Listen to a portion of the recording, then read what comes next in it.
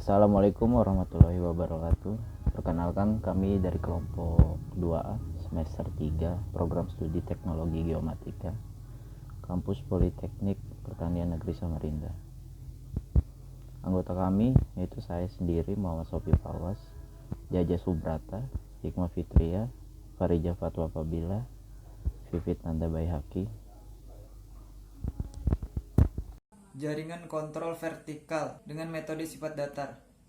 KKV ruang lingkup. Ruang lingkup standar ini meliputi istilah dan definisi jaring kontrol vertikal, klasifikasi, konvensi, spesifikasi teknis dan pedoman teknis tentang pendefinisian datum, penerapan kelas dan orde yang berhubungan dengan pembangunan dan pengembangan jaringan kontrol vertikal dengan metode sifat datar. Istilah dan definisi KKV. Tinggi ortometrik, tinggi terhadap geoid sepanjang garis unting-unting. Tanda tinggi geodesi atau TTG. Titik tetap di lapangan yang berbentuk pilar dengan ukuran tertentu yang menandai nilai tinggi sebagai bagian dari jaring kontrol vertikal yang berfungsi sebagai titik kontrol vertikal TKV. Keterangan tanda tinggi geodesi disebut juga tanda tinggi tetap atau benchmark. Datum vertikal, bidang referensi untuk sistem tinggi ortometrik yaitu geoid. Geoid, bidang ekipotensial gaya berat bumi yang paling mendekati muka laut rata. Titik datum, titik yang mempunyai nilai tinggi terhadap datum vertikal dan dipilih sebagai titik pangkal atau origin untuk jaring kontrol vertikal. Muka laut rata atau MLR, bidang permukaan laut rata-rata selama kurun waktu tertentu. Jaring kontrol vertikal nasional, serangkaian titik kontrol vertikal yang satu sama lainnya dikaitkan dengan ukuran beda tinggi ortometrik mengacu pada titik datum.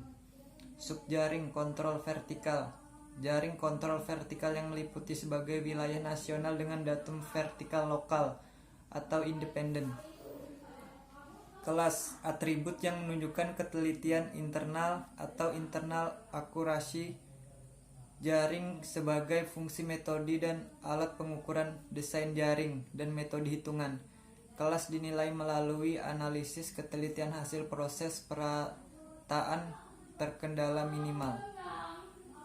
Orde, atribut yang menunjukkan ketelitian eksternal atau eksternal akurasi jaring sebagai fungsi kelas jaring, kedekatan atau kesesuaian dan data ukuran terhadap jaring kontrol yang digunakan untuk ikatan dan ketelitian proses transformasi datum. Keterangan orde ini terbagi menjadi orde 0, orde 1, orde 2, orde 3, dan orde 4. Slak, jalur pengukuran antara dua titik berdiri rambu dengan sekali berdiri instrumen. Seksi, jalur pengukuran antara dua tanda tinggi geodesi atau TTG atau benchmark atau BM yang berurutan. Keterangan satu seksi pada umumnya terdiri atas beberapa slak. Kring, jalur pengukuran yang membentuk rangkaian tertutup atau berawal dan berakhir pada titik kontrol vertikal yang sama. Peralatan kuadrat terkecil, metode hitungan perataan yang berdasarkan pada minimalisasi jumlah kuadrat residu data pengamatan. Presisi, derajat kesesuaian atau kedekatan hasil ukuran berulang satu terhadap yang lain. Presisi menunjukkan konsistensi internal. Akurasi, derajat kedekatan hasil ukuran terhadap nilai sebenarnya atau nilai yang dianggap benar. Perataan terkendala minimal, perataan kuadrat terkecil data pengamatan dengan jumlah kendala atau parameter yang dianggap tetap sebanyak minimal yang diperlukan untuk mencapai penyelesaian. Dalam hal penentuan tinggi, jumlah kendala minimal sama dengan 1.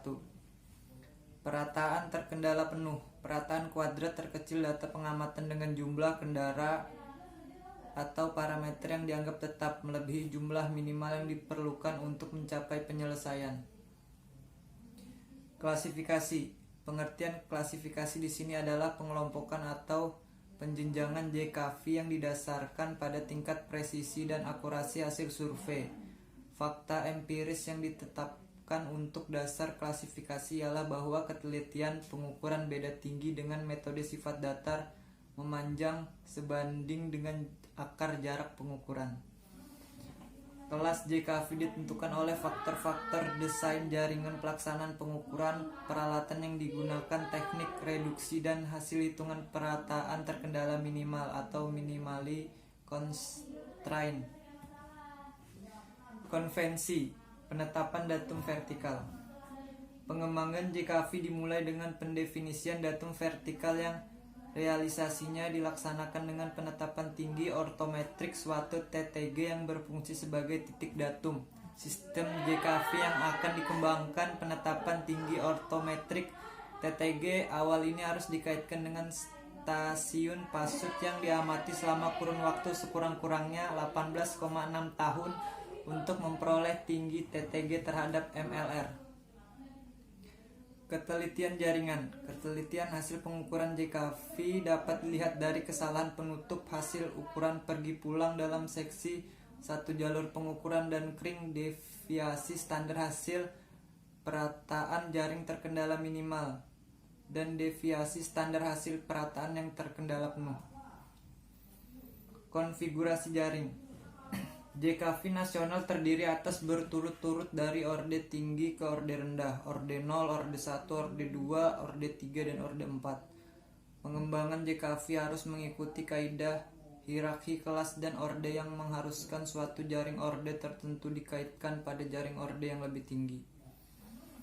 Pengembangan JKV nasional mengambil strategi dari lokal ke nasional, yang berarti pengembangan subjaring lokal dilanjutkan dengan penggabungan jaring-jaring lokal ke dalam satu jaring nasional. Setiap sub JKV menetapkan datum vertikal lokal sendiri yang wilayahnya mencakup sekurang-kurangnya suatu sistem kabupaten. Apabila wilayah suatu kabupaten meliputi lebih dari satu pulau atau terpisah-pisah oleh badan air yang tidak memungkinkan pengukuran beda tinggi dengan standar kelas ketelitian yang dilakukan, maka tiap pulau atau wilayah yang terpisah tersebut dikembangkan satu sub JKV dengan datum vertikal lokal sendiri. Peralatan. Alat ukur sifat datar yang digunakan adalah sifat datar tipe tetap atau spirit dengan deviasi standar maksimum 0,2 mm atau km. Sensitivitas nipo penyipat datar 10 detik. Dilengkapi dengan mikrometer plan paralel. Sifat datar otomatik dengan deviasi standar maksimum 0,2 mm atau km. Memiliki gerakan bebas kompensator maksimum 12 menit, dilengkapi dengan mikrometer plan paralel. Sifat datar digital dengan deviasi standar maksimal 0,4 mm atau km. Desimal pembacaan rambu sampai dengan per 100 0,01. Alat ukur gaya berat atau gravimeter menggunakan rambu infar tanpa lipatan dengan interval skala rambu 5 mm atau infar kode batang atau barcode untuk sifat datar digital dilengkapi dengan nivo rambu. Pelaporan.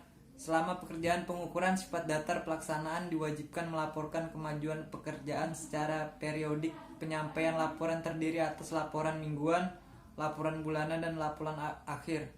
Isi laporan meliputi jenis pekerjaan, personal pelaksanaan, lokasi pekerjaan, volume pekerjaan yang telah dicapai, kopi data lapangan harian. Sekarang saya akan menjelaskan tentang jaring kontrol horizontal sesuai dengan Standar Nasional Indonesia atau SNI. Standar ini meliputi ruang lingkup, istilah dan definisi, klasifikasi, konvensi, dan spesifikasi teknis dari pembangunan dan pengembangan jaring titik kontrol geodetik horizontal nasional. Istilah dan definisi sesuai dengan Standar Nasional Indonesia yaitu konvensional inertial system, konvensional terrestrial system, datum geodetik, dilution of precision, elips kesalahan absolut, elips kesalahan relatif, garis basis atau baseline, garis basis trivial, garis basis non-trivial, GPS atau Global Positioning System, hitungan perataan kuadrat terkecil, International Terrestrial Reference System, International Terrestrial Reference Frame, jaring kontrol horizontal, kelas jaringan, kerangka referensi koordinat, metode poligon, dan masih banyak lagi. Selanjutnya ada klasifikasi jaring titik kontrol horizontal, dibagi menjadi 3. Yang pertama ada klasifikasi jaring titik kontrol. Klasifikasi suatu jaring kontrol didasarkan pada tingkat presisi dan tingkat akurasi dari jaring yang bersangkutan. Yang tingkat presisi diklasifikasikan berdasarkan kelas dan tingkat akurasi diklasifikasikan berdasarkan orde. Yang kedua ada penetapan kelas jaringan. Kelas suatu jaring titik kontrol horizontal ditentukan berdasarkan panjang sumbu, panjang dari setiap elips kesalahan relatif dengan tingkat kepercayaan 95% yang dihitung berdasarkan statistik yang diberikan oleh hasil hitung perataan jaringan kuadrat terkecil terkendala minimal. Yang ketiga ada penetapan orde jaringan. Orde suatu jaring titik kontrol horizontal ditentukan berdasarkan panjang sumbu, panjang dari setiap elips kesalahan relatif dengan tingkat kepercayaan 95% yang dihitung berdasarkan statistik yang diberikan oleh hasil hitung perataan jaringan kuadrat terkecil. Kemudian ada konvensi dalam pembangunan dan pengembangan jaring titik kontrol horizontal, yaitu ada sistem referensi koordinat, kerangka referensi koordinat, ketelitian, konfigurasi jaringan, sistem peralatan, metode dan strategi pengamatan, metode dan strategi pengolahan data. Selanjutnya ada jaring titik kontrol horizontal, spesifikasi teknis, pembangunan, dan pengembangan. Ada sistem referensi koordinat, kerangka referensi koordinat, ketelitian, konfigurasi jaringan, sistem peralatan, dan reconnaissance dan monumentasi. Selanjutnya, saya akan menjelaskan tentang pedoman pelaksanaan metode poligon. Survei untuk penentuan posisi dari suatu jaringan titik di permukaan bumi dapat dilakukan secara terestris maupun ekstraterestris. Pada survei dengan metode terestris, penentuan posisi titik-titik dilakukan dengan melakukan pengamatan terhadap target atau objek yang terletak di permukaan bumi. Dalam hal ini, metode-metode penentuan posisi terestris yang umum digunakan saat ini adalah metode poligon, metode pengikatan ke muka atau intersection, metode pengikatan ke belakang atau resection, atau kombinasi antara metode-metode tersebut. Karakteristik umum dari metode-metode ini diberikan secara skematis pada gambar berikut. Perlu juga dicatat di sini bahwa ada beberapa lagi metode penentuan posisi terestris seperti triangulasi, trilaterasi, dan triangulaterasi. Tapi metode-metode ini sudah tidak banyak lagi digunakan, terutama setelah adanya metode penentuan posisi berbasiskan satelit. Yang kita lihat sekarang adalah gambar beberapa metode penentuan posisi secara terestris. Di sini saya akan menjelaskan tentang pedoman pelaksanaan metode poligon. Dalam pengadaan jaringan titik kontrol horizontal, metode pengukuran poligon digunakan saat ini. Dalam pengadaan jaringan titik kontrol orde 4, di mana spasi antar titiknya adalah sekitar berjarak 100 meter. Penggunaan metode poligon dalam hal ini adalah karena fleksibilisasi metode ini untuk menyesuaikan diri dengan kondisi lapangan dalam skala sangat lokal, di mana keberadaan pepohonan, perumahan, atau lingkungan sekitarnya yang rapat biasanya akan mengganggu pemakaian metode pengamatan survei GPS. Untuk membahas poligon, terlihat pada gambar 7.2 contoh geometri suatu poligon. Diketahui koordinat horizontal titik-titik A, B, C, dan D, dan dicari koordinat horizontal titik-titik 1, 2, 3, dan 4, dan diukur sudut 1 sampai dengan 6 dan jarak D1 sampai dengan D5. Pada gambar 7.3 prinsip dasar penentuan koordinat. Pada metode poligon, penentuan koordinat horizontal titik didasarkan pada rumus dasar berikut. Dan karakteristik metode poligon. Metode poligon adalah metode penentuan posisi dua dimensi secara terestris pada rangkaian titik-titik yang membuat poligon. Dilihat pada gambar 7.2.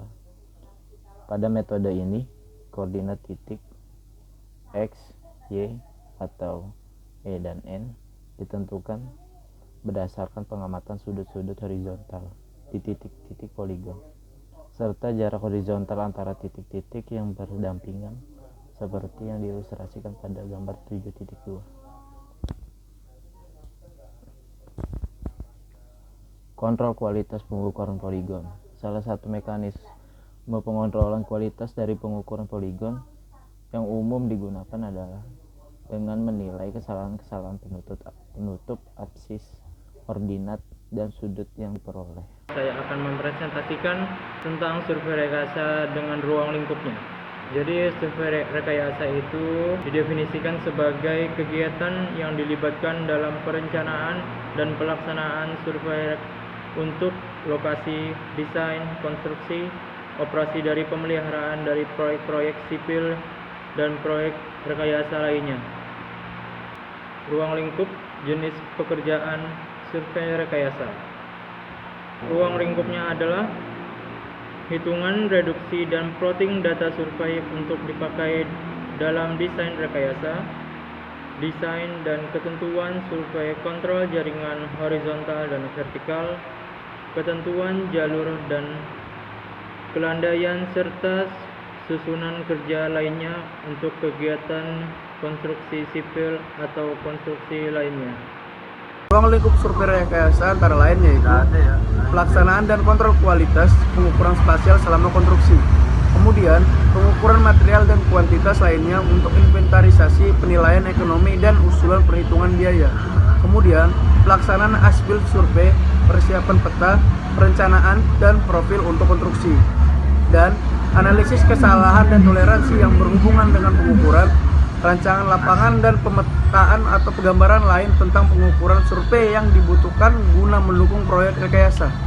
Jadi kesimpulannya ialah survei rekayasa merupakan bidang khusus dalam praktek keahlian rekayasa, termasuk semua kegiatan surveying dan pemetaan yang diperlukan untuk mendukung seperti perencanaan, desain, konstruksi, pemeliharaan, dan operasi proyek-proyek rekayasa, dan suatu keterampilan yang dibutuhkan oleh sarjana sipil atau sarjana teknik lainnya.